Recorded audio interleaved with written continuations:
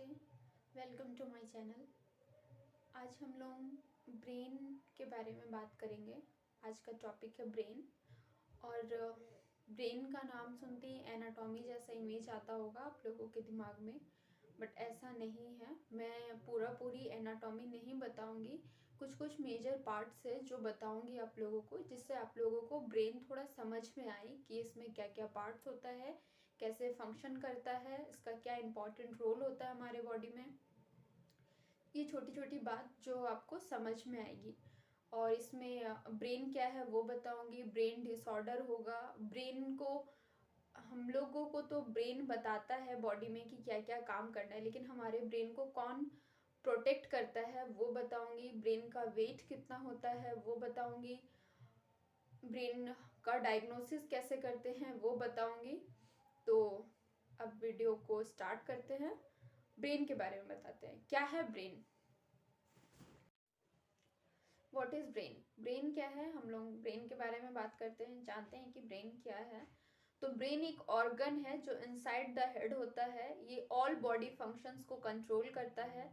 और ब्रेन क्या क्या चीज़ों से मिलकर बना होता है? तो is a made of protein, carbohydrates, fat, minerals and billion of nerve cells, जिसको हम लोग न्यूरॉन्स बोलते हैं। It's called neurons. अब इसमें मेजर 3 पार्ट्स होते हैं, जैसे कि आपका सेरेब्रम हो गया, सेरेबेलम हो गया और ब्रेन स्टेम हो गया। तो सेरेब्रम क्या है वो जानते हैं। सेरेब्रम आपका फ्रंट ऑफ द ब्रेन होता है सबसे पहले। दूसरा होता है कि आपका इसमें ग्रे मैटर होता है, वाइट मैटर होता है, जिसको हम लोग सेरेब्रल कॉर्टेक्स बोलते हैं। अब इसका आपका ये होता है largest part of the brain होता है। अब इसका जो फंक्शंस होता है, ये कोऑर्डिनेट करता है आपका मूवमेंट एंड रेगुलेट टेम्परेचर को। ये इनेबल टू स्पीच होता है इसका। और एक फंक्शंस होता है जैसे कि आपका थिंकिंग हो गया, प्रॉब्लम सॉल्विंग हो गया, जजमेंट हो गया, फिर आपका सेंस हो गया, टच हो गया, अदर सेंस, इस तरह की चीज़ों में ये काम करता है। इसका ये सब फंक्शंस होता है। और दूसरा होता है आपका सेरेबेलम। तो ये एक लैटिन वर्ड है जिसका मतलब होता है लिटिल ब्रेन। ये इनसाइड द हेड होता है, आपका जस्ट अबव द बिहाइंड में होता है। और इसका जो फंक्शंस होता है, ये स्पाइनल कॉर्ड को कनेक्ट करता है। और इसका जो और फंक्शंस होता है, जैसे कि आपका मोर देन हाफ न्यूरॉन्स को होल्ड करके रखता है। ठीक है, मोर देन हाफ न्यूरॉन्स को होल्ड करता है, जिसके जरिए आपका नर्वस सिस्टम हमारे पूरे बॉडी में काम करता है। और ये भी आपका ये वर्ल्ड वाइड रेंज में काम करता है, जो फंक्शंस करता है पूरे बॉडी में एंड ब्रेन में, दोनों में करता है। जैसे कि एग्जांपल में आपका वॉकिंग हो गया। और तीसरा होता है ब्रेन स्टीम। तो ब्रेन स्टीम 3 चीज़ों से मिलकर बना होता है, कंसिस्ट ऑफ 3, जिसमें आपका पहला होता है मिड ब्रेन, दूसरा होता है द पॉन्स, तीसरा होता है मेडुला ऑब्लंगाटा। ठीक है, अब इसका भी जो काम होता है, ये पहली बात तो ये lower part of the brain होता है। ठीक है, और इसका जो काम होता है, ये भी स्पाइनल कॉर्ड को कनेक्ट करता है सेंट्रल बिटवीन में। और तीसरा इसमें होता है, ये सेंट्रल नर्वस सिस्टम का एक पार्ट होता है। ठीक है, और इसका जो फंक्शंस होता है, इसका फंक्शन और एक ये होता है कि आपका ऑटोनॉमिक फंक्शंस जितना होता है, ये मिड ब्रेन ये काम करता है। ब्रेन स्टीम ऑटोनॉमिक फंक्शंस को करता है। एग्जांपल जैसे आपका ब्रीदिंग हो गया, हार्ट बीट हो गया, ये। अब हमारे ब्रेन में 3 लेयर ऑफ प्रोटेक्टिव लेयर होते हैं, 3 लेयर ऑफ मेम्ब्रेन होते हैं, जो कि हमारे स्पाइनल कॉर्ड को और ब्रेन को दोनों को प्रोटेक्टिव करता है। तो 3 layer membrane is called meninges. तो मेनिंजेस जो होता है वो हमारे बॉडी में ब्रेन में और स्पाइनल कॉर्ड को प्रोटेक्ट करता है। तो पहला इनर लेयर होता है, डेलिकेट टू इनर लेयर होता है आपका पिया मीटर। दूसरा होता है मिडिल लेयर, एरेक्नॉइड। तीसरा होता है, थर्ड लेयर होता है आपका ड्यूरामेटर। ठीक है, ये तीनों जो होता है प्रोटेक्टिव लेयर होता है, जिससे हमारे ब्रेन को और स्पाइनल कॉर्ड दोनों को ये प्रोटेक्टिव करता है। और हमारे ब्रेन में जो होता है, ये आपका जो ब्रेन का जो वेट होता है वो होता है 1.5 kg, ऑलमोस्ट 3 पाउंड्स। ठीक है, अब हम लोग का जो ब्रेन है उसमें 3 यूनिट्स होते हैं। तो 3 कंसिस्ट ऑफ ब्रेन होता है, जैसे कि फोर ब्रेन, मिड ब्रेन और हिंड ब्रेन। तो फोर ब्रेन आपका largest part of the brain होता है। इसका काम होता है कि आपका इंफॉर्मेशन रिलेटेड काम करता है ये। मिड ब्रेन जो होता है, ये मिड ब्रेन आपका top most of the brain steam का पार्ट होता है और इसका काम होता है आपका स्पाइनल कॉर्ड को कनेक्ट करने का। और इसके साथ साथ ये और भी काम करता है, जैसे कि विजुअल इंफॉर्मेशन का काम करता है। और तीसरा होता है कि आपका हिंड ब्रेन, ये आपका डेवलपिंग वर्टिब्रेट ब्रेन है और ये ऑटोनॉमिक फंक्शंस करता है, जैसे कि ब्रीदिंग हो गया, रेस्पिरेशन हो गया, ये करता है।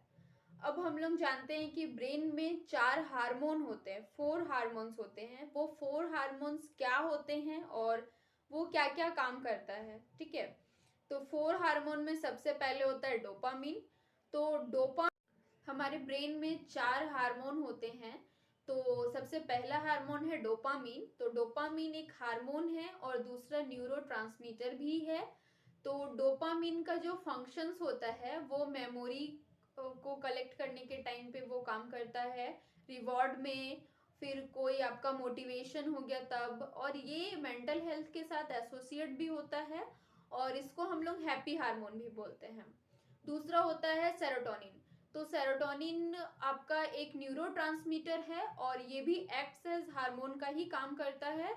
और इसका जो आपका फंक्शंस होता है, इसका मेन फंक्शंस होता है नर्व सेल्स और ब्रेन के बीच में आपका मैसेज कैरी करने का काम करता है। और ये आपका इसका जो फंक्शंस होता है, इसका फंक्शंस होता है डाइजेस्टिव सिस्टम में हेल्प करता है और ये फीलिंग को भी अफेक्ट करता है। इसका और भी रोल होता है, जैसे कि रेगुलेट करता है टेंशन को, बिहेवियर को। ऑक्सीटोसिन, ठीक है, ऑक्सीटोसिन एक हार्मोन है, ये एक नेचुरल हार्मोन है और इसका इम्पॉर्टेंट रोल होता है मैनी ह्यूमन में। इसका इम्पॉर्टेंट रोल में सबसे पहला रोल होता है जो इन्फेंट, बच्चे और माँ के बीच में जो बॉन्डिंग होता है वो होता है इस ये हार्मोन की वजह से। दूसरा होता है ट्रस्ट बिल्डअप कराता है, आपका बिहेवियर, आपका अटैचमेंट, रोमांस। तो ये मेकिंग लव में मदद करता है, इसको हम लोग लव हार्मोन भी बोलते हैं। और चौथा होता है इंडोटॉर्फिन्स, ये आपका माइंड से, आपका ब्रेन से आपका रिलीफ दिलाता है। आपका जितना भी स्ट्रेस होता है सबको रिलीज करता है। आपका पेनफुल जो होता है, पेन को रिलीफ फील कराता है और आपका मूड को अच्छा करता है, इम्प्रूव करता है मूड को। अब जानते हैं कि ब्रेन डिसऑर्डर क्या क्या होते हैं। तो ब्रेन डिसऑर्डर 3 तरीके से हो सकते हैं कॉमनली, और भी तरीके होते हैं। तो पहला होता है इलनेस होता है, जो कि अगर आप बीमारी है ब्रेन में कुछ। दूसरा होता है जेनेटिक होता है और तीसरा कोई एक्सीडेंट या इंजरी की वजह से हुआ है तब। तो पहला डिफरेंट टाइप्स ऑफ होता है ब्रेन डिसऑर्डर। पहला होता है ब्रेन इंजरी, अगर किसी ट्रॉमा हुआ है आपको, ट्रॉमा में आपका डैमेज कर देता है आपका ब्रेन को, टिश्यू को, नर्व सेल्स को, दोनों को ही। आपका हेमाटोमा अगर हुआ है तो ब्लड क्लॉट हो जाएगा, स्वेलिंग हो जाएगा इनसाइड द स्कल। और इसका सिम्टम्स क्या क्या होता है, इसका सिम्टम्स होता है कि आपका हेडेक होने लगेगा, आपका कान से खून निकलने लगेगा। दूसरा होता है आपका पैरालिसिस हो जाएगा, मेमोरी लॉस हो जाएगा, आपका कंसंट्रेशन नहीं रहेगा सही से। ये सब इसका सिम्टम्स होता है। और इसका ट्रीटमेंट कैसे होता है, इसका ट्रीटमेंट होता है मेडिकेशन से। आपका फिजिकल थेरेपी होगा, लैंग्वेज थेरेपी होगा, जिसको आपको बोलने में सुविधा मिले, और साइकाइट्रिस्ट का सर्विस भी दिया जाता है। दूसरा होता है ब्रेन ट्यूमर्स। तो ब्रेन ट्यूमर्स जो होता है वेरी डेंजरस होता है और ये 2 तरीके का होता है ब्रेन ट्यूमर्स। पहला होता है कैंसर, दूसरा होता है नन कैंसर। मैलिग्नेंट होता है और बेनाइन होता है। तो इसमें जो होता है ट्यूमर्स, वो क्लासिफाई करते हैं डॉक्टर लोग ग्रेड वाइज, 1 2 3 4 इस तरीके से करते हैं। और इसका जो सिम्टम्स होता है, इसमें भी हेडेक होगा और आपका बैलेंस करने में, मूवमेंट में प्रॉब्लम होगा, आपका बिहेवियर में चेंजेस आएगा, हेयरिंग में प्रॉब्लम होगा, विजन में प्रॉब्लम होगा। और इसका जो ट्रीटमेंट होता है, इसका 3 तरीके से इसका ट्रीटमेंट होता है। पहला होता है सर्जरी, केमोथेरेपी और रेडियोथेरेपी, ये 3 तरीके से होगा। और नेक्स्ट आपका डिजीज आता है न्यूरो डिजेनरेटिव डिजीज। ये आपका नाम से ही पता चलता है कि न्यूरो डिजेनरेटिव डिजीज मतलब नर्व्स का आपका प्रॉब्लम है। तो नर्व्स और ब्रेन के बीच में ये डेटोरिएट नहीं कर पाता है ओवर टाइम तक, जिसकी वजह से कंफ्यूजन क्रिएट होता है। और कंफ्यूजन बहुत ज़्यादा देर तक रहने के बाद ये डिस्ट्रॉय करता है आपका ब्रेन में टिश्यूज को और नर्व को, ये डिस्ट्रॉय करने लगता है। दूसरा होता है अल्जाइमर डिजीज। ठीक है, अल्जाइमर डिजीज में क्या होता है कि आपका जो थिंकिंग प्रोसेस है, थॉट प्रोसेस होता है, और मेमोरी को आपका धीरे धीरे स्लो करने लगता है। और दूसरा होता है टे स्केच डिजीज। टे स्केच डिजीज, इसमें क्या होता है कि आपका जो बॉडी है वो धीरे धीरे एजेड होने लगता है, मतलब अर्ली एज ही आप बुढ़ापे की जैसे लगने लगते हो, ये डिजीज होता है। तीसरा होता है, ये जो 3 डिजीज होता है, न्यूरो डिजेनरेटिव डिजीज और आपका अल्जाइमर डिजीज और टे सैक डिजीज, ये तीनों आपका क्यूरेबल डिजीज नहीं है, कभी ठीक नहीं होता है। आपका जितना भी ये मेडिकेशन होगा आप इसमें ठीक रह सकते हैं, आपका स्टेबल करके रखता है, लेकिन पूरी तरीके से क्यूरेबल नहीं होता है। दूसरा होता है मेंटल डिसऑर्डर। तो मेंटल डिसऑर्डर जो होता है ये अफेक्ट करता है बिहेवियर को ह्यूमन में सबसे ज़्यादा। ये डिप्रेशन की वजह से होता है, एंजाइटी होता है और बाइपोलर डिसऑर्डर भी होता है। ये किस किस रीज़न से हो सकता है, ये आपका अगर हिस्ट्री है पहले से तो, या आपका स्ट्रेसफुल लाइफ एक्सपीरियंस है तो, अगर आप मिसयूजिंग कर रहे हैं अल्कोहल एंड ड्रग्स का तो, अगर आपको पहले से कोई ट्रॉमेटिक ब्रेन इंजरी हुआ है तो।